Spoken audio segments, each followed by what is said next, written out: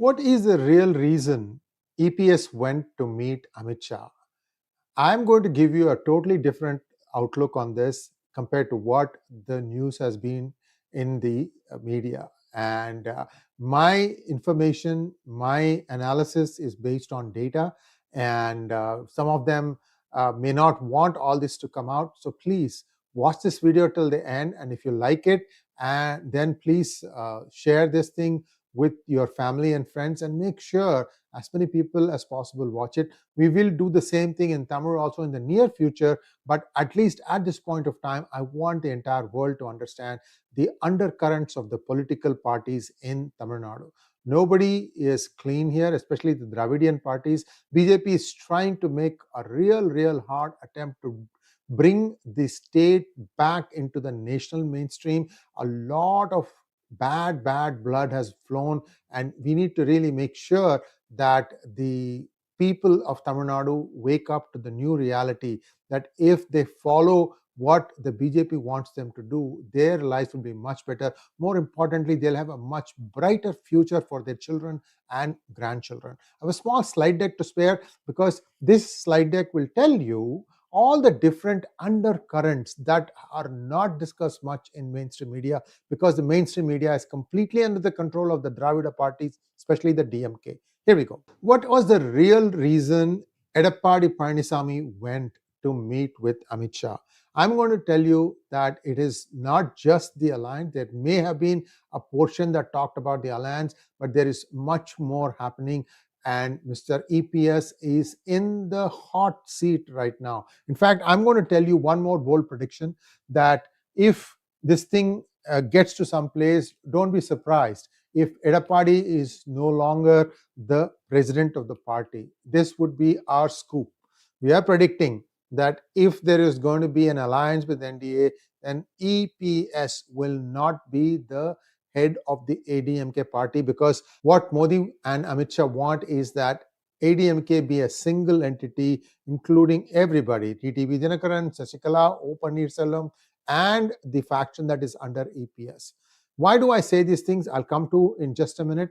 Now, what started was after the 2024 Lok Sabha elections, EPS and BJP traded a lot of accusations at each other, and it is now almost confirmed that the EPS faction of ADMK covertly supported DMK candidates in the seats where the BJP was strong. And this was, laid bare after the elections by 𝗟𝗏𝗡𝗏, because in 2014, I think it was C.P. Radhakrishnan who stood from Kovai under the BJP or the NDA. At that time, they had a grand coalition, and Vijaykanth was still healthy. And that time, they polled close to 18% vote, and only one person won, and that was Pon Radhakrishnan. But this time, so the margin of defeat in Kovai in 2014 was 44,000 votes. The margin of defeat of 𝗟𝗏𝗡𝗏 in 2024 was 118,000 votes. How is that possible? I had told you in many my monologues as well as hangouts how the last week of campaigning, which is critical for any election, the ADMK cadres in those constituencies where the BJP was strong, they just stopped campaigning. In fact, there are rumors that in some of their WhatsApp groups, people are told to relax, which essentially meant that they gave the entire party vote. Either the vote stayed away, or the people who were there were quietly nudged towards DMK to vote for the DMK instead of BJP, because they said if BJP comes, then Hindi will be imposed on you. This lie is being perpetrated in the ADMK party cadres also. Please understand this. That's why Sree Seshadri and I and many of us say that this is not the way to go for BJP, but it might take longer if they go on it on their own. But this is one of the truths that ADMK cannot walk away from. Now, another interesting thing was that why did coalition didn't form before 2024? Remember that the symbol, two leaves, was given to EPS because Modi felt that this was a faction that the BJP could work with. And in fact, if you remember, there are some photographs where EPS is found sitting right by the side of Modi. And yet, when it came for time to decide, EPS said that he was the one who broke the alliance. NDA never sends anybody away. People just walk away. And it was the same with EPS. He broke the alliance. He walked away.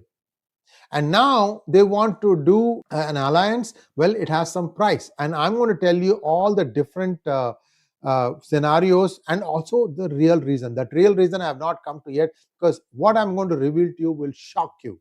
In constituencies where BJP was emerging strong, ADMK candidates were either weak or did not put up a serious fight, allegedly with EPS's tacit support to DMK. If you look at the candidate list, right, the strong men were not given tickets in all those constituencies where the BJP was strong. That means ADMK started out, it's like sending the tailender to open the innings, right? How far is the tailender going to go? That is the thing. Now, here are specifics in constituencies like Coimbatore, Tirunelveli, Kanyakumari and Theni, where the BJP had a solid presence, or candidates like Annamalai in Coimbatore or TTV Dinakaran in Theni. DMK's unexpected margin of victory raised eyebrows. Theni, for example, was TTV Dinakaran's fortress, citadel, and he managed to lose that. How could that have been possible? Because the three-way contest became a two-way contest, with one party just completely abandoning its campaign. Either that or a tacit nod towards DMK to say, you guys go, take the money here, we will also give you more money, go and vote for DMK, because if BJP comes to power, they will impose Hindi. Just one line, guys. You can scaremonger anybody with anything, and that's what these guys do. In key BJP target constituencies, ADMK did not mobilize its full machinery. Ground level campaigning was muted, booth level presence was minimal, and local cadres were reportedly asked to relax in internal WhatsApp groups. Analysts noticed a suspicious consolidation of anti-BJP votes, hinting at a silent tactical alliance between ADMK and DMK. That begs the question, doesn't Amit Shah know all these things? Then what is the need for meeting with Edappadi, and that too for 2 hours? And I'm told that in that, a half an hour was just one-on-one, where between broken Hindi, broken English, and broken Tamil, the two had a conversation. Well, there is more to this than what I have revealed so far. That is, I'm reserving the best for the last. Just hang on, because there's so much to cover. None of this stuff is going to find its way into your mainstream media. That's why I want you all to pay careful attention. Now, after the BJP's poor performance in 2024, Annamalai went hammer and tongs at EPS, saying that you guys backstabbed us. The sabotage of ADMK, of BJP's chances, was directed in specific constituencies. Even Sree Seshadri, who was a good pollster, did not expect the level to which the ADMK threw in the towel, which is why all our predictions went wrong. If the ADMK had put up a tough fight, then it would have been a different story. Somehow EPS seemed to have thought at that point of time that it is okay to lose in Lok Sabha as long as I don't lose in State Assembly, which is why now you see him going back to talk to Amit Shah. After all, it was EPS, the EPS faction of ADMK, that walked out of the alliance. Yeah, Amit Shah could have just said, I'm not even going to give you the time of the day, get lost, right? And there could have been other ways to bring AIDMK to heel. For example, you can split the ADMK party, 73 seats in the assembly in Tamil Nadu. It has been done in the past. Who was the Shinde in the ADMK party? Is a Shinde emerging in the ADMK party? I'll tell you about that also. Now, one of the things that we have to remember is Modi and Amit Shah will never forget betrayals. Fool me once, shame on you. Fool me twice, shame on me. Works aptly for them. They gave EPS the benefit of the symbol. Although some may argue that, look, symbol doesn't give you the seats. For example, in 2024 Lok Sabha elections, Sharad Pawar did not get the symbol. Uddhav Thackeray did not get the symbol, yet they performed quite impressively. But that can be done only once, and you don't know how much money was involved. You didn't know that the Muslims in every place where they could make a difference were told to vote tactically against the BJP and for Shiv Sena. Shiv Sena can be argued as even more Hindutva than BJP. So that tells you these people don't have any, it's basically, if you say Hindus go and take money and vote, Muslims do the same thing too in a different way.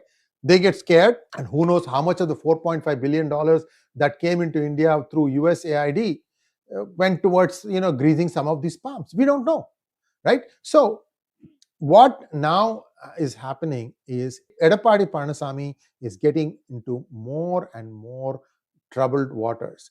Now, the two-leaf symbol could easily be frozen, and the ADMK also might not get it. In Tamil Nadu, the symbol has a lot of weight. In fact, in 2024, believe it or not, ADMK still managed to get 20% of the vote across the state. BJP by itself got only 11%, but ADMK got 20%. Although you might say that ADMK, contested all 40 seats, whereas BJP only contested, I think, 19 seats, if I remember correctly. I could even be lesser than that. So if you do the actual projection for the complete thing, BJP could have gotten much more vote than ADMK. So these are all, of course, theoretical calculations, and not much should be looked into it. Point I'm trying to make is that symbol does have a big say in elections in Tamil Nadu. So if the ADMK loses the two-leaf symbol, that is the EPS faction loses the two-leaf symbol, what happens to the party? Okay, that is something that I will touch in just a moment. First, let us take a look at what is the problem of EPS personally. Well, the thing is, in 2024, the alliance partners of ADMK were the SDPI and 𝗤𝗘𝗙𝗘𝗏, who had passed away, DMDK. DMDK, of course, didn't do much because they have completely lost steam. But SDPI, that has been under the probe. NIA has been, raiding left, right, and center, especially in the 2019 Ramalingam murder case. The NIA has arrested many PFI members who had joined SDPI. I have been saying this for a long time, guys. SIMI, when they shut down, they were banned. They all got out and started PFI. We have got many monologues on that. Now, with PFI banned, they've all gone to SDPI. You ban SDPI, they'll come out with something else. The point here is you need to weed out the crime in their minds. How will you do that? The big problem that EPS has to explain today is that he was seen sharing the platform with the SDPI head. His name is Nellai Mubarak, during the 2024 elections. And India Today and many regional Tamil news outlets have reported that during the campaign coverage, highlighting how SDPI cadres were seen working in booths alongside ADMK functionaries in some Muslim majority areas. So basically, there was again another understanding, let's keep BJP out. Now, I have a couple of links. If you understand Tamil, you can watch that from the reference section. This reference section is rich with links. Do watch or read these things because it will give you the basis for why I'm putting this video out. Photos and videos of these events circulated widely on social media, especially on NIA raids after Mubarak's house has been raided by the NIA. NIA has confirmed that SDPI is a political face of banned terrorist outfit PFI, and EPS's proximity to them is under scrutiny. Mubarak was raided by the NIA in connection to the Ramalingam murder case, and this connection has reportedly reached Amit Shah's desk. Then I'll tell you what happened in Ramalingam's case. I don't know how many of you remember this. Ramalingam is a Pattali Makkal Katchi or PMK leader, and he was a very ardent Hindutva guy. What used to happen was his village is, that details will come in just a few slides from here. What used to happen was, in Thanjavur district, it's routine to find, a bunch of Muslims going from village to village trying to convert people. Just like the Christians do, the Muslims do the same thing. So looks like for the past few years, they have been coming to the village where Ramalingam resides, and he used to stop them, ask them questions, and ask why you are doing all this. So in one such visit, looks like they put the skull cap on Ramalingam. And he said, okay, then if you put the skull cap on my head, then I am going to put vibhuti on your forehead, just like the way I am wearing. So he took his, he dipped his thumb in vibhuti, and then he applied it on the people who were trying to, canvas for conversion to Muslims. So what they said was, okay, we are going to teach this guy a lesson. And you know what they did? They planned it very carefully. They knew that Ramalingam and his son used to go to town and come late at night on specific days of the month. And in one such day, they chose a locality which is called as a Little Muslim area or something. It was basically a Muslim area where his his SUV had to go through that. So what they did was and there is a very narrow place somewhere there where there is no way to even make a U-turn and try to escape. So they ambushed him. They forced him to pull down his window, and then they cut his hand, the hand with which he had applied the vibhuti. His hand was cut and his son was watching. Then what happened was they forced him to bleed to death. In 3 minutes, you'll bleed out. If one of your arteries is cut, viewers, in 3 minutes, you'll bleed out. And poor guy, Ramalingam, died. And then they just vanished. His son drove the van to try, and he thought that he can still revive his father, but it was too late. He couldn't. Now, once murder happened, there was tension because he was a PMK party member, which is why I think PMK will never go back and do an alliance with ADMK. And I think PMK is going to be an NDA for good. If that is what is good for them, in my opinion. Even though they drew a blank, it was again because of this ADMK giving tacit support to DMK. But let's get back to the Ramalingam case. What happened was there was a lot of heat. The people who perpetrated the crime, they vanished. They left the state and they went and hid in other places. And 5 others came and said that we were the ones who did the murder, who committed the murder. But then Ramalingam's son knew who the murderers were. So when in the lineup, he said, look, these are not the people I saw that night. So the police tried to close it, and it is believed at that time, because in 2019 it was Edappadi's government, that they somehow managed to slow walk this whole incident. So there is allegation that EPS was hand in glove in trying to make sure that this didn't get solved properly and the real perpetrators were not arrested. Now, after 6 years, the NIA has been doing a lot of raids, and they have picked up a lot of these people, the original people who committed the murder. 1 or 2 are still missing, but you need to look at the links to understand who has been caught and who has not been caught yet.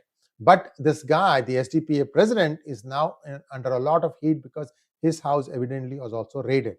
Now, all this stuff was shared by the governor of Tamil Nadu, R.N. Ravi, in a confidential report to Union Minister Amit Shah, detailing all the activities of the SDPI post the PFI ban, and also the support from the EPS-led ADMK to SDPI in local level campaigns, and a warning on how radical elements are regrouping under political cover.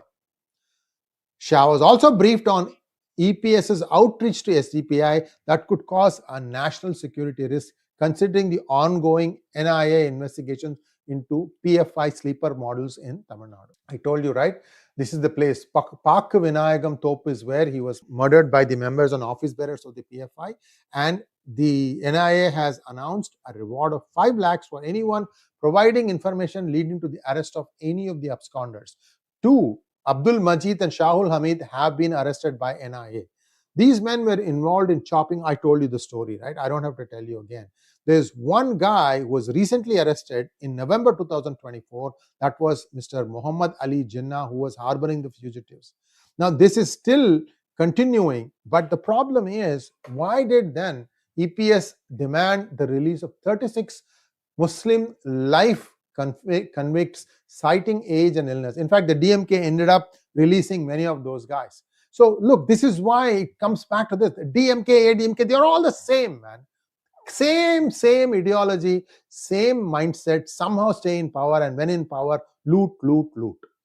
This appeasement of the Muslim vote bank has further strained the ties with BJP. Now, one possibility, and this is where I'm hinting that this is what is going to happen. Well, Amit Shah could have read the Riot Act to EPS saying that, look, this is not the only case under which EPS is in trouble.